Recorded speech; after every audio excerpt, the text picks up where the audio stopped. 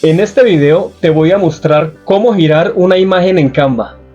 Para esto vamos a ir a Canva, vamos a la sección fotos y para este ejemplo vamos a elegir esta imagen. La ampliamos un poquito y ahora para girarla seleccionas la imagen y das clic a donde dice girar. Si la quieres girar horizontalmente, simplemente das clic y ella gira en ese sentido. Si quieres girarla verticalmente, haces lo mismo. Además de esto, también puedes girarla desde esta parte. Démosle control Z. También puedes seleccionar la imagen, das clic a donde dice posición y acá a donde dice rotar puedes elegir el ángulo de rotación si quieres que la rotación sea más exacta. Aquí te hice un diseño muy sencillo con una imagen rotada.